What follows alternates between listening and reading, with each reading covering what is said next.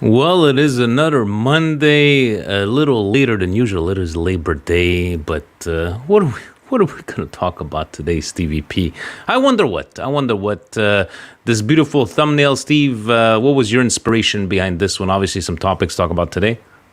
Yeah, so it's basically throw shit at the wall and see what sticks, because that's what Fonseca's doing. And this is The, not shit. It's actually children's drawings, because we had a little bit of a childish incident that some said was nothing, and some said was something. and we're definitely going to talk about that, guys. On top of all these topics, the game itself, international break, what's upcoming for Milan. We have news, we have Patreon questions, and we have Jan that sent us a live video of the busted X tweets, which we're going to close off for our sessions. And on that note, Stevie P, are you ready? Let's go. Let's go.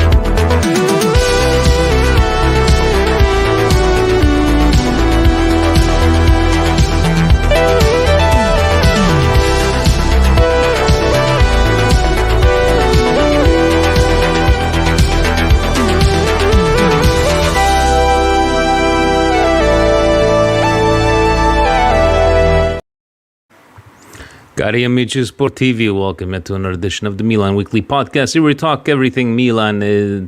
Time to panic Milan, a childish Milan. 2 points in 3 games, Milan. StevieP, VinnyT here every Monday night. Happy Labor Day to, according to Geo Steve, just to his American friends, because there's no Labor Day here in Canada. Yes, to all Canadians and North Americans. Let's go with that. Steve, let me just start off by, before we get into some rants and some bad news. It's done, Steve. Gonna meet obviously Khaled and Shane, and Colin in Dublin next week. I'm flying out on Tuesday, and today we sealed the deal. Shane is coming with me to the San Siro. We bought a pair of tickets. Yes, it was expensive, but we're gonna watch Milan Liverpool. So this is gonna be an experience of a lifetime. I can't wait. And anybody there on the Patreon world or even in our comments, guys, let me know if where's gonna be there. We'll love to meet you all. So can't wait for this trip. And that's the good news for the week. Steve, do you have any good news until we get into this? Absolutely not. Let's get into it. Let's just directly get into it and go with the game that was Saturday. And we're going to talk about even your reaction, Steve, at the bar. You did come and join us. You were able with your son. Let's start with not the fiasco, but with the a lot of people questioning the starting lineup before the game actually happened. Steve, what were your thoughts on benching Leao and benching Theo? Honestly, I thought that it took a lot of balls to do it. I don't know what's behind it. I think at the third game, in terms of what they're putting in terms of effort, was to question. Theo didn't look good against Parma. I think Salzburg, Steve and Fabio hit the nail on the head in Coast to Coast last week. If you were able to see the shorts. So I won't get too much into that. And Leao, it's been an ongoing thing, right? We've talked about it multiple times, the body language and so on and so forth. Took balls, but there's a problem. The problem is that this is happening at game 3. We talked about it multiple times that there's a preseason for a reason. Now, I know Leao and Theo both got to the preseason very late, and that's due to the Euro, but the management and the team had to manage this, and it was not managed properly. and we're seeing the outcome and the result of this is at game 3 against Lazio in a quote unquote must win, we're benching our two best players. I think there's more behind this than they're actually leading us to believe. Where did it all fall down for you, Steve? You were watching with me. We started off great. Pavlovich, again, can't say nothing bad about this guy. I know it's only been twice that we see him, but love what I'm seeing from this guy. And 2 goals in 2 minutes. Where do you think everything went wrong? Well, I think it's wrong. It's wrong with Fonseca, and I don't think we started off well. I think Pavlovich saved a goal line clearance, or else we're down 1-0 at the 2-minute mark again, and we're probably not having this type of conversation. Probably even worse, 1 point after 3 games, because this Milan is fragile. They psychologically are not prepared for what Serie A and the teams are going to throw at them. Yes, the bright spot is Pavlovich. The goal came off a set piece. So once again, we're not creating anything. We're just taking advantage of an aerial threat, which is fine. I just don't like the game, Vinny. I don't like the way Milan's playing. I have trouble understanding what is happening with these types of players and why we're regressing so much.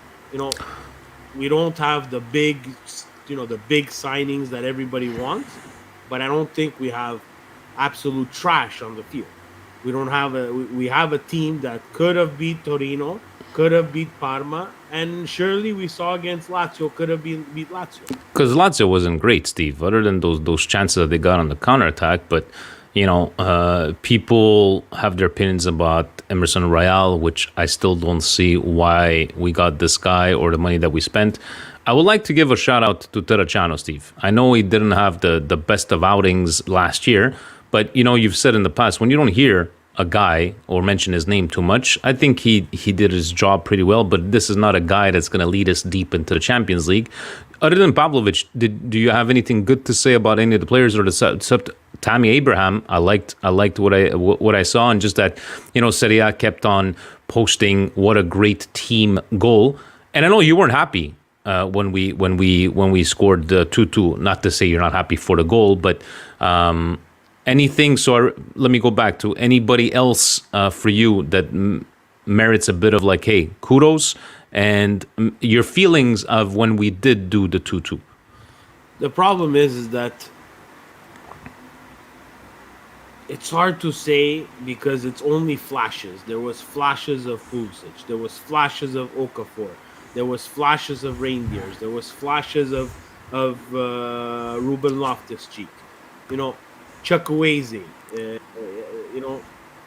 Typical Chukwueze performance. Get into dangerous positions and make something simple look very, very hard.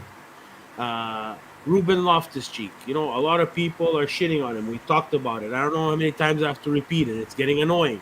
He's a ball-winning midfielder. He's not a general. He's not going to be able to distribute balls. If you're asking him to recuperate and distribute, Ruben Loftus-Cheek is not that person.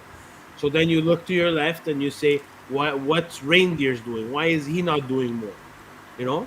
At a certain point, we had Ruben Loftus-Cheek, we had Musa, and we had Fofana. They're 3 lumberjacks. We laughed when we had Flamini and we had those guys in the midfield. Well, it's the same thing, guys. I'm sorry. It's the same thing. And the emotion or no emotion after the second goal is because that's not coaching. What happened there? That was a panic move by a coach who does not have control of the team and does not have control of his locker room, because he threw on 4 people. We're not playing EAFC over here. He has to be able to manage the game, and he's not able to manage the game. And again, people are going to say, but you got to give him a chance. I understand you have to give people a chance, but not when you're just throwing shit at the board and hoping that it's going to work out for you, because maybe next game that's not going to catch up. It's going to catch up to you, and people are saying, he might be judged after the coming month, whether it be Venezia, Liverpool, the Derby.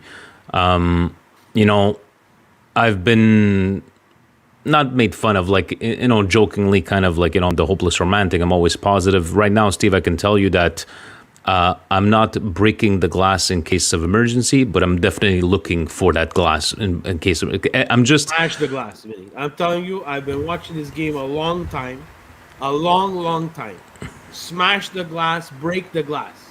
This is a monumental error on the part of management in taking this type of risk with someone who's already been in this league, has not had success. His issues and challenges are well documented, and just because it works somewhere else doesn't necessarily mean it's going to work here. Milan is a very, very unique place to coach. It has a unique fan base. It has a very, very unique history that a lot of people, myself included, rely on and look back to a lot. yeah. It's not for Fonseca to be the coach of this Milan team, because it's not that he's probably a good coach. Like, again, don't get me wrong. I just don't think that management understands what the fit is for this team, because, like we said last week, who are we? Yeah. And we showed who we are. We're a fragile team, talented, fragile team, that if we switch off for even 2 minutes, we go from leading 1-0 to losing 2-1. And those 2 goals that we conceded, guys, are textbook, elementary, Sunday soccer school runs. And professionals need to be able to jump on that.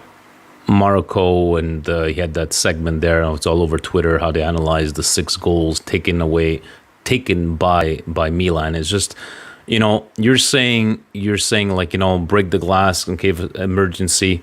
Look, for me, I'm always going back to, like, you know, some coaches have had the same kind of, you know, the argument could be made where, well, look at, they were pulling up, like, you know, Allegri stats with Juve in 2015, 2016, that he had 2 points after 4 games, but he won the Scudetto. Then the argument could be, well, look at the rest of the teams during those years.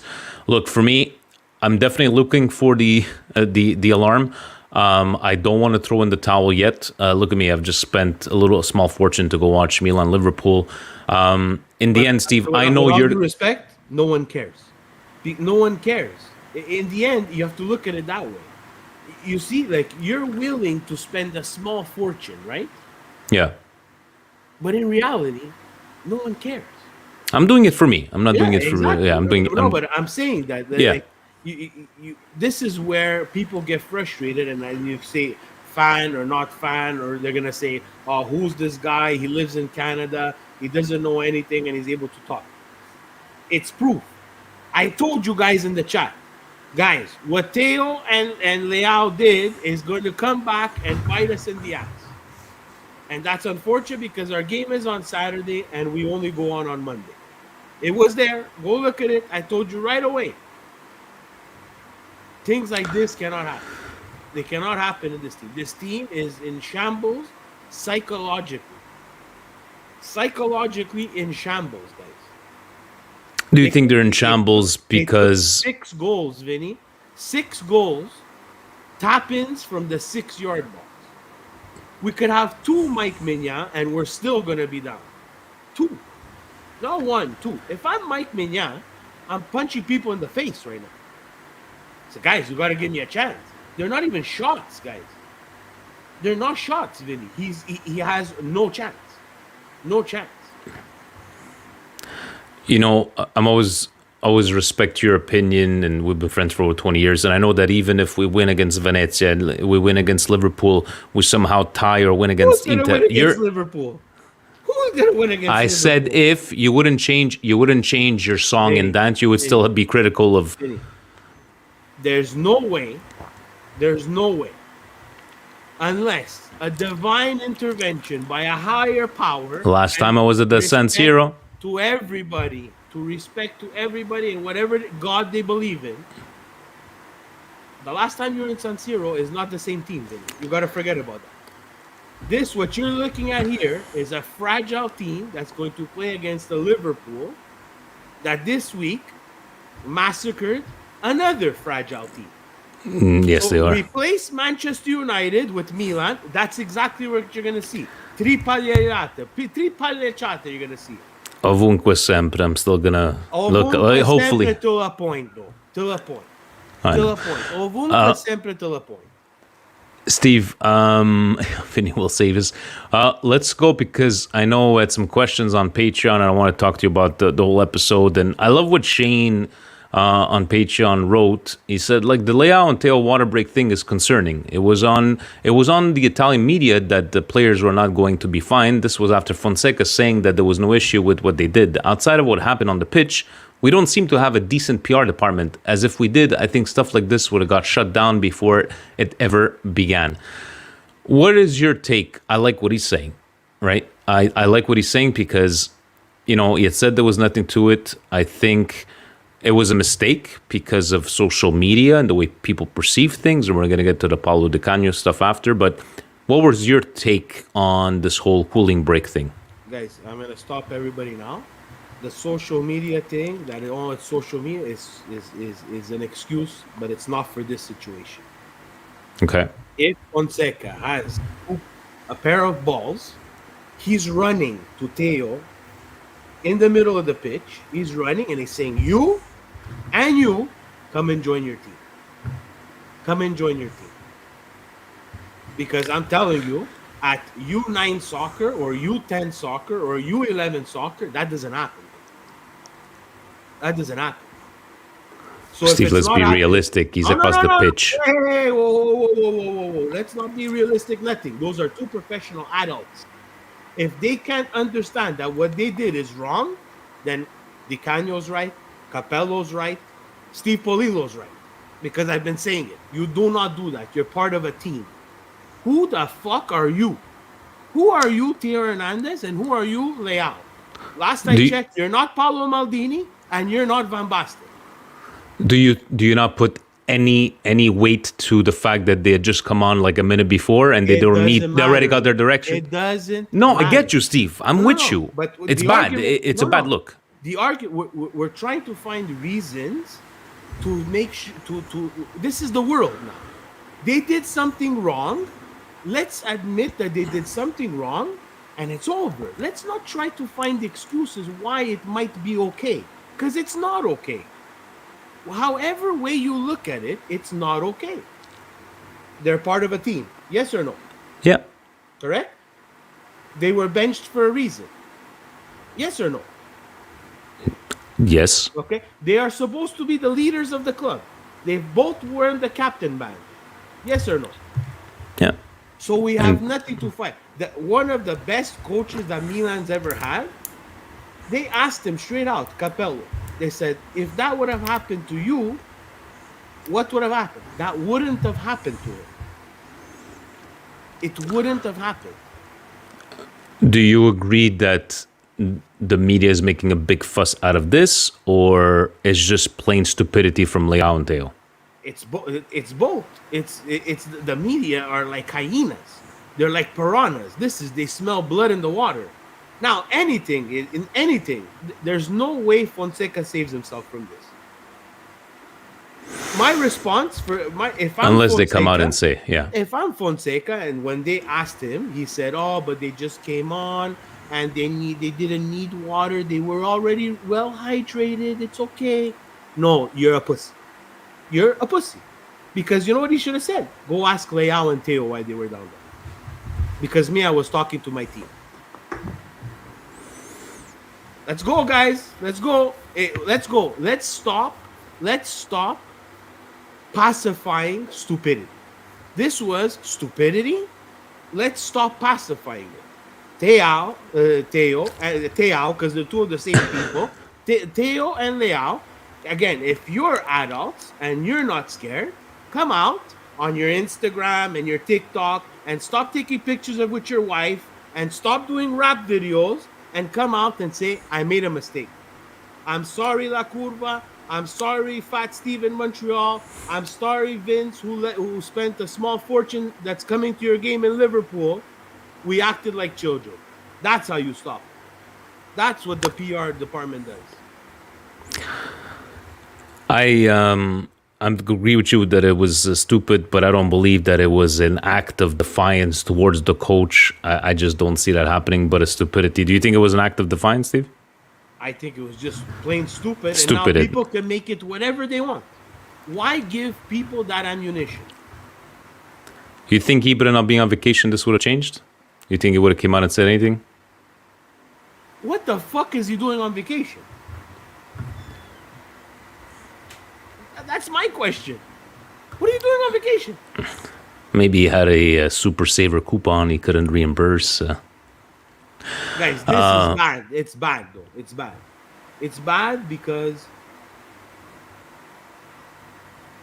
the light at the end of the tunnel is very, very dim.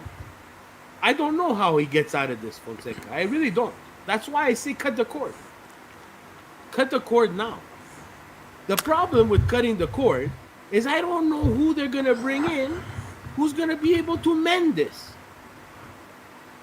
You know, that's the Ryan Percy saying, I think it's time to panic about our beloved Milan. The situation is clearly getting worse, and I'm realizing that Fonseca is not the man to resolve the issues. My main reason for this change is that in 3 games so far, Fonseca has not switched a 4-3-3 and somehow let RSC play every minute this season. This is madness. My question, since we all think Fonseca gets sacked, who do you think could come in and resolve the situation? Steve. People joking around that with those Allegri memes that he's just waiting in the background, but I think that's another big topic, is that we could talk about firing, but who's going to come and replace? Guys, again, if you're serious about the project and you're not afraid to spend money, you're going to try to look outside the box, someone established, someone who's been able to fix some psyche. I don't know if it's Klopp. I don't know if it's someone else. I'm really having trouble understanding I'm having trouble understanding the signing, because I'm scared to say it there, and I know, the millions of people are gonna listen, but I don't think Fonseca was their number one. And this is very, very tricky now, because you're gonna bring in someone who is gonna need time, and if we care about the season, I'm saying we as fans, we care. You obviously care. You're spending the money to go. Does the management care about the season enough to admit to a mistake and move on and say, you know what, we botched it? They botched Gianpaolo. They cut the cord. We thought it was a Band-Aid. It ended up being a pretty good Band-Aid. Who brought us a Scudetto was Pioli, right? And I'm first to admit that it was wrong. But this now, Fonseca, again. Pioli's still under contract. He's been at a club with some kind of, I'm not saying close to the same amount of talent, but similar style, like Roma, in terms of, like, we have players. They're not marquee names, but you could do something with it. I just don't think so. I don't think he gets out of this, man, and I don't want to fall behind even more, because right now we're just falling behind, and we're also looking so fragile that maybe Venezia even gets a result. 3 points after 4 games is just compounding how bad it is. It's getting worse.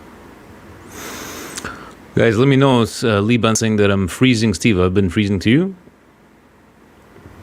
Sometimes there, but I just continued. I'm actually plugged in, so I don't know what's going on. Sorry, boys. You know what? Let's just finish off. David on Patreon. Good evening, gentlemen. Listen, I know it's easy to say it's only 3 games. It's only August, but not only does the team look lost, but also looks like there's division in the team. My question to you guys is, I like this. When will it be too late to start panicking? Because I don't want to wait to see what the midway looks like. Need to address this ASAP. Steve, when it would be too late? I think right now is already too late. No, I Steve, know. come on. Oh yeah. I'm telling you, it's too late because of what has to happen if they do decide to make this change. So for you, like whether, let's forget Champions League, we win against Venezia and somehow we get a tie against Inter, or win in some magical world of mine with unicorns and the leprechauns, it's not, you're saying no? No, we're on a collision course with a horse and buggy with a bullet Freccia blue train. I'm telling you, we're on a collision course. It could possibly be. Again, I don't like. I really hope you're wrong. I don't like predictions, but I know. it could possibly be one of the worst derbies, one-sided derbies that we have seen in a long time. I'm telling you guys, this doesn't look good. Hopefully you're wrong, Steve. With all of my heart, hopefully you are wrong. And you know what? Let's change it up. Let's go take a look at what else happened in Serie A this week. Shall we, StevieP? Here we go.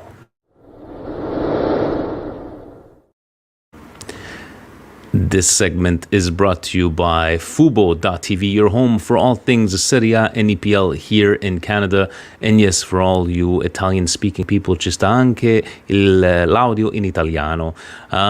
Steve, Torino putting up 3 points up on the board. Big win against Venezia. Hey, you know what? Maybe we're not seeing the Torino that we used to see in the past years. Anything? Do you think this is, maybe a Torino is going to finish maybe more than on the top half? I don't know what Torino is going to do, but I think they're very well organized. Once again here against Venezia, it took them a little bit of time to put that goal past Venezia, but this is the Torino that put 2 past us very, very easily. This is another warning sign. Like, the Batman has the bat signal. Here we should start putting up the M sign. And then, Steve, multiple times. I think you would have heard it a couple of times if you were La Giostra del Gol. Not a score that I was expecting by far, Steve. 4-0 Inter at home to Atalanta. Wow. Was Atalanta that bad, Steve, or just Inter just on their game? I think it was a combination of both. I don't think Atalanta was ready to play Inter. I don't know if that's something that makes sense, but it makes sense in my brain. I think Inter, the tie against Genoa probably did them better than we thought, because it said, oh, here we have to put it into gear. And against Atalanta, they put it into gear. I think Gasparini at a certain point got it all wrong, but in terms of what Inter was doing, I think, Thuram is looking like a striker that is going to put a lot of fear in a lot of defenders' eyes.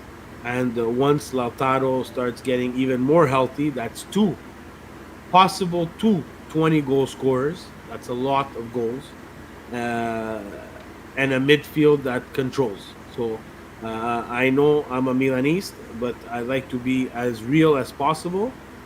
I don't think there's a team right now that could stop Inter. Bologna, Empoli tying it up here at home at Bologna. Steve, what is Bologna looking like for you going into the Champions League? I know they didn't get the greatest of draws, but getting Paul Bega and not replacing the players that they lost. What are you expecting? They will struggle. Bologna will struggle in the Champions League. They are not a team that is very used to playing in Europe. They will get a very rude awakening with that draw. And they better be prepared. Italiano better be prepared. And they better score when they reach that final third. Lecce taking home the 3 points at home against Cagliari. Obviously, we just went through this game. Napoli leaving it late, Steve. I know we liked to make poke a little fun at the first week, obviously, with your great Napolitan rant, but Napoli still sucked. So the same way I didn't react to our tying goal.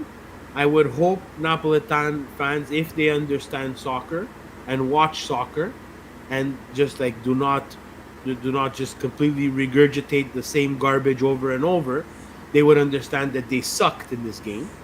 And the only reason why they win this game is because Parma's goalkeeper gets a red card and they needed to put in a player. And that player was not Olivier Giroud and couldn't make the save. So in the end, 3 points for Napoli, and it looks like Conte is getting the players that he wanted.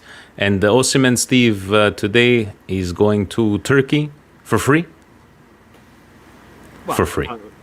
It's for free. It's a dry loan, but they're paying his salary plus $1 million. So Not bad, not bad. Verona with the upset to win. I would say upset because Genoa has been playing pretty good. 2-0, 2-0 loss at home for Genoa. This game, Steve, I watched. It was pretty entertaining. Fiorentina Monza 2-2. It looked like Monza was going to get, I believe, their first win of the season, if I'm not mistaken. And Fiorentina, in the end, like they were coming. And who else than Adli assisting on the goal tying? Fiorentina, Steve, on the right path. I know they haven't been doing very, very well. I know, like, even in Champions League, in their Europa League, they left it to last minute qualifying. Your takes on Fiorentina so far? again, Fiorentina will have to get results, right? So, as much as we're pissed off with 2 points in 3 games, well, they have 3 points in 3 games. The ties are not going to be good enough. Fiorentina should be beating Monza. Definitely. Udinese taking home the 3 points against Como. Como, again, after 3 games, it does definitely look like a newly promoted team. Como, do you think, Steve? I think it's going to be hard for them. It's going to be hard for them to stay up. I know they have some, legacy signings. I like to call them. People that the Bellottis and the Varane, who is maybe not even playing with them anymore. I think it has to be a project, and Cesc Fabregas, and I think the little portion of it's owned by Thierry. I think this was too soon for them and for their project. Oh, your microphone went off, Steve. Okay, you good? One of the teams that's going to be relegated. Thank you, Frank. Yes, Conference League for Fiorentina. And then, Steve, la grande partita anticipata della settimana, and a complete snooze fest. And a lot of people were predicting 0-0. Tell me if I maybe missed some sort of big chance from any of the teams. No. It just looked like Roma was just like, no, we're just going to defend and come at us, and, we're going to be happy with a 0-0. It was just not the game that we were looking forward to. And Juventus, their first hard opponent, Vlahovic, Jan was telling in the chat, like, as soon as they face a above average team, nothing to do for your thoughts. Well, this was if you have trouble sleeping, this was the game for you, because there was nothing. It was probably, and talking to other Juventino friends, probably one of the worst games that we've seen in the first 3 match days, and it's too bad because it was a marquee game, and this is unfortunately what happens to Serie A. We line up marquee games like Juve, Roma, and they're absolutely 2 teams that are scared to play for the win, and are really playing not to lose. And once you're playing not to lose, this is the result that you're going to get. Not good for football, not good for Serie A, not good for the casual soccer/football fan. Definitely, that closes off week 3 of Serie A. Now we have a international break. So before we get into the next segment,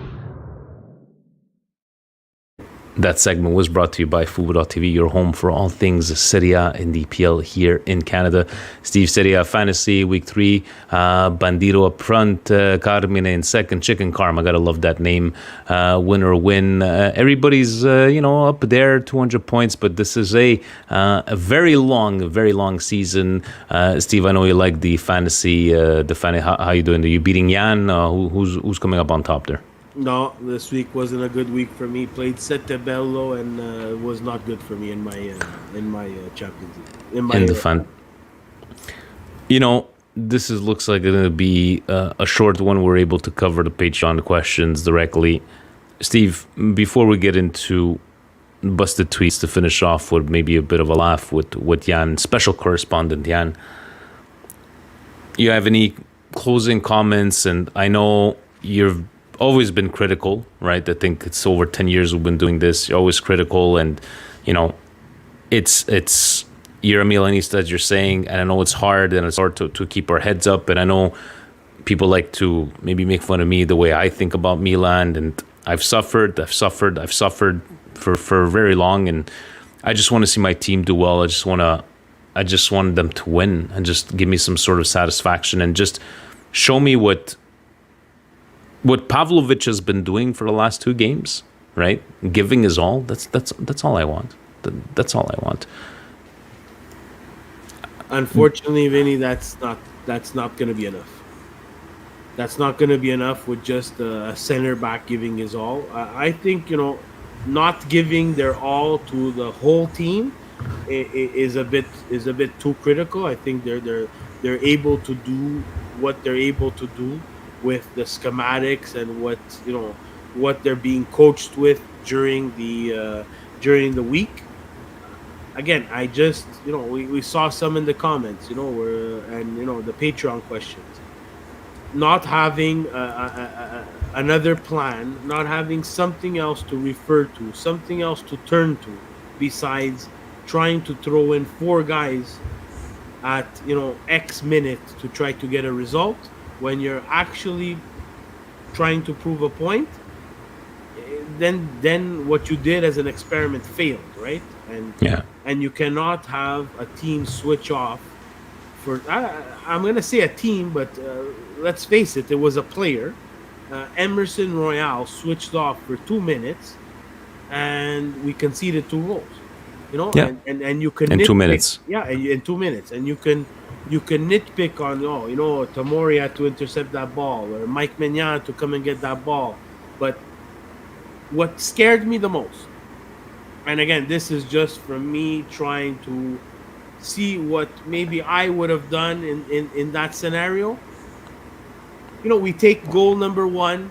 Okay, guys, you don't have a timeout in soccer. It's fine. But the next play is something that has to tell you what might happen for the next 5 minutes. And if you remember, off our own, putting back into play from the center of the pitch after the goal, we gave away the ball. That had to alarm everybody. And I'm saying Fonseca because he's the guy in front of the camera. Yeah. He has to have a staff that is telling him, hey, we have a problem. There's something going on. Well, let's make a change. Let's slow things down. Let's see if we can introduce one of the guys that we try to prove a point and say, you know what, maybe we need to think this out another way. But that wasn't done, and we took another goal. And then we were about to take another goal. And then you make this change of 4 people that it's only due to COVID that you have the opportunity to do this. Because remember, back in the day, not too long ago, we only had 3. Back in the day. It's crazy. So, that's not a coaching maneuver. That's not something that I want to see from the staff. That's not something that I want to see from the people that are managing the team that I love and I watch week in and week out. I want to see them be able to think a bit, think outside the box, and provide a solution to these players. Because obviously the players, Fonseca can't play, but the players also can't manage. They're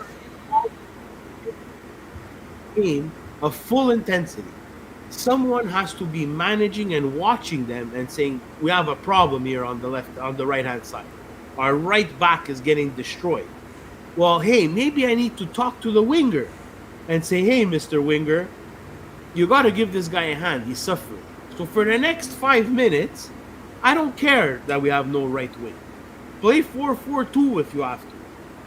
Who cares about the formation? The formation is just what you see on the screen. In reality, the coach can manipulate and move people around as he sees fit to get a result. Because in the end, the result is what counts. You know, closing off, I think of 20, 30 years ago, this old Paulo Di Canio comment.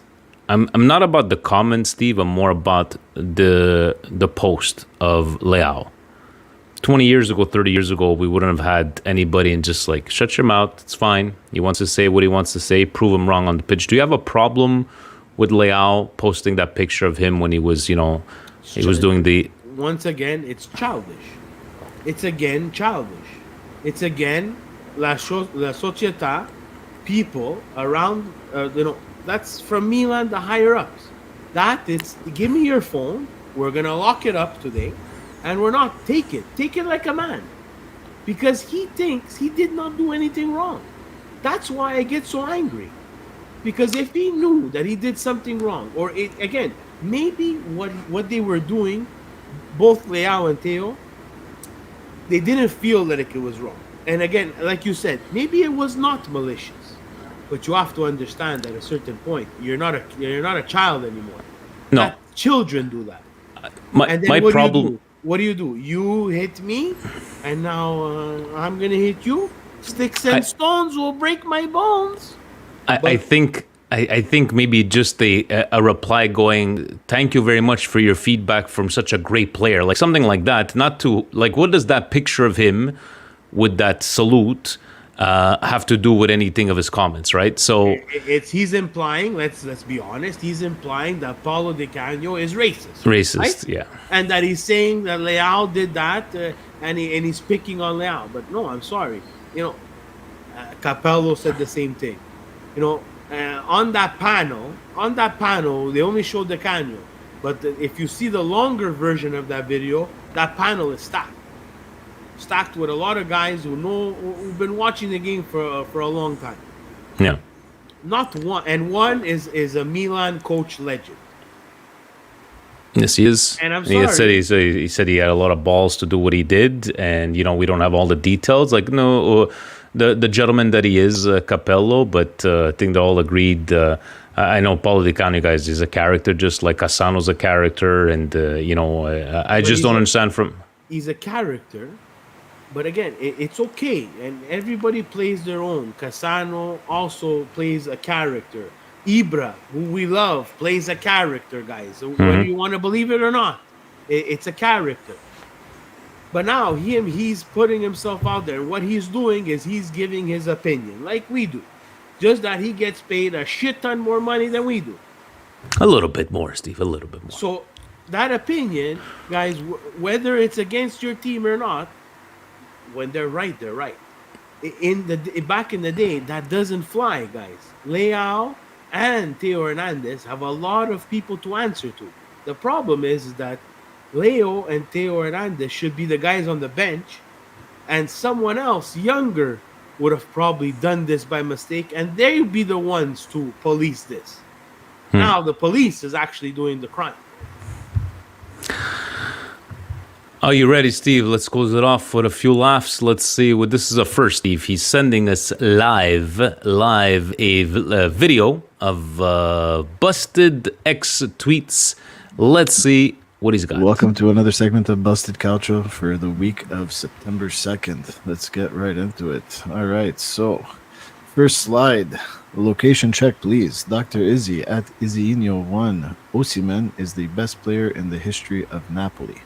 History can't be erased. Clearly, Dr. Izzy, you're following in the footsteps of many legendary tweets coming from, you know, which part of the globe we're referring to here. Oh man, what a busted take. Come on. I don't even think Osimhen is better than Cavani, let alone Diego Armando Maradona. This is an awful take. I don't know if it's just trying to be edgy or just simply stupid, but no, Osimhen, not even better than Cavani for me in the history of Napoli. I would say it's even harder to say he's better than Ezekiel Lavezzi for what he's done for the club. Put them in a tough spot, but we'll get to that with the next tweet, which is from Steve, busted level for the best player in history?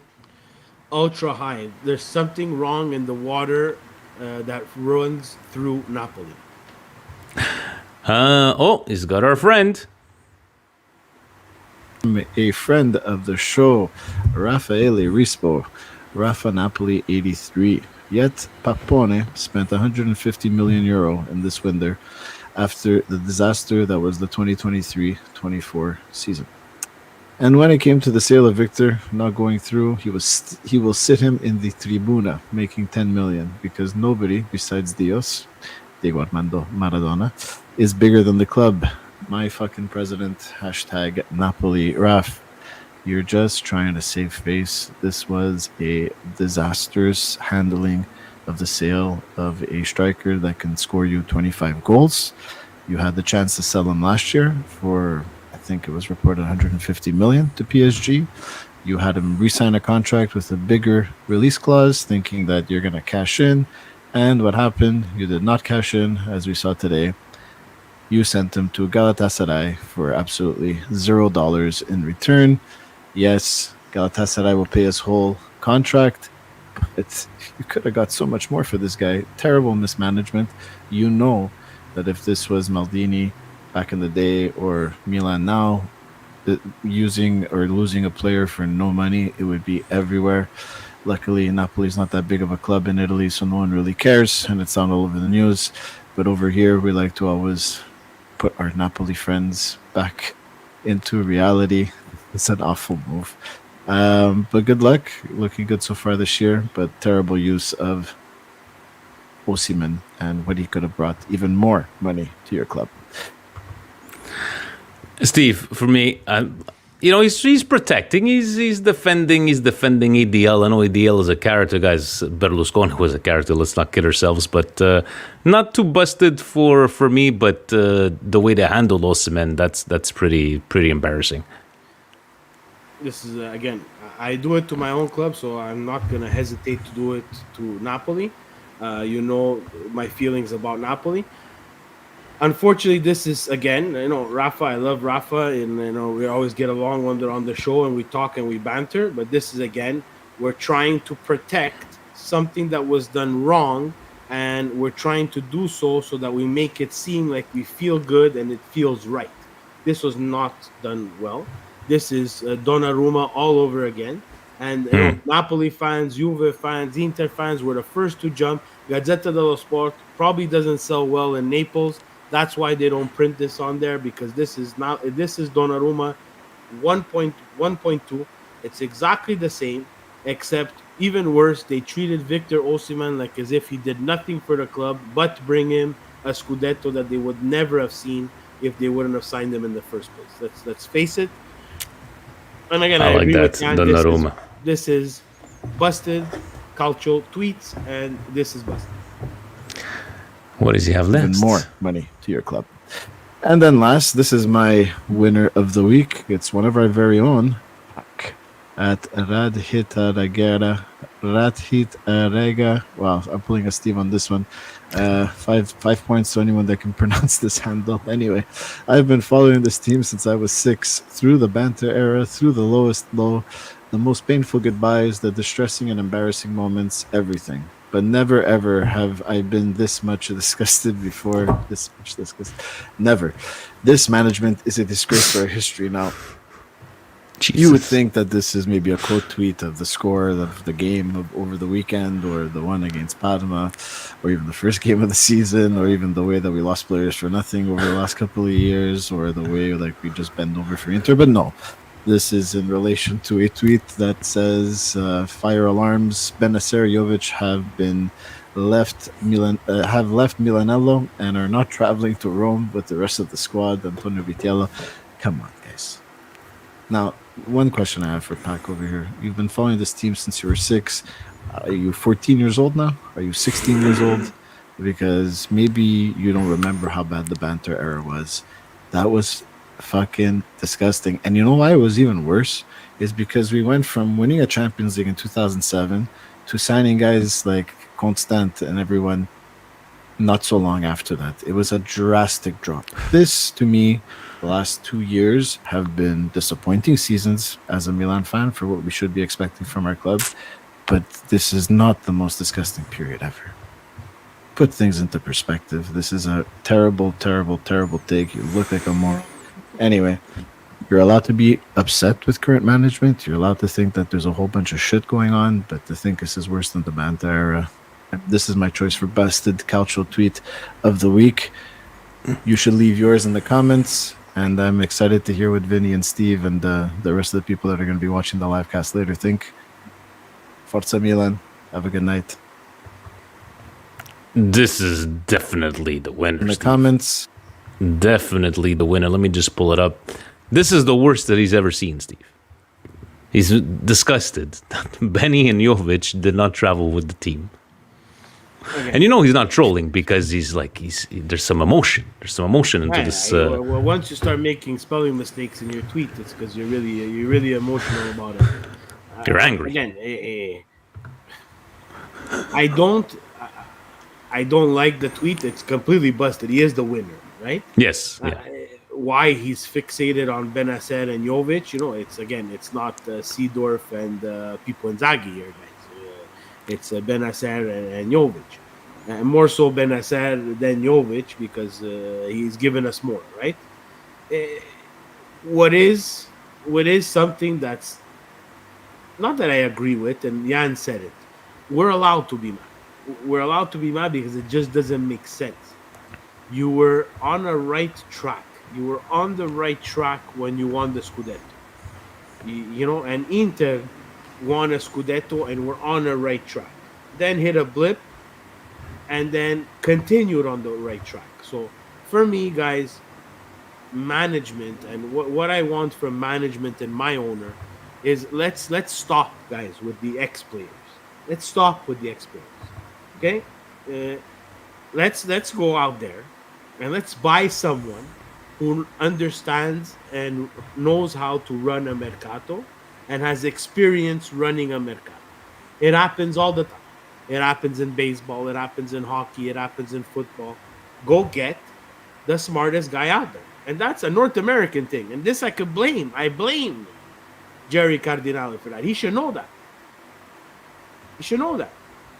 Because at a certain point, well, Google it if you have to, if you really want, if you don't have the guy. But you should have people on your staff and say, wow, what Atalanta's doing here is pretty close to what we want to do, but we could take it to another level. Let's give this guy the money that we have and let's see what he could do. But the poor guy that wrote that tweet failed to miss one of the most embarrassing times in our history. We went from Silvio Berlusconi to someone who didn't even exist. Yeah. And how many Senatoris took off in 2010, 2011 after we won the Scudetto that year. It was the year after. And then we replaced them with who?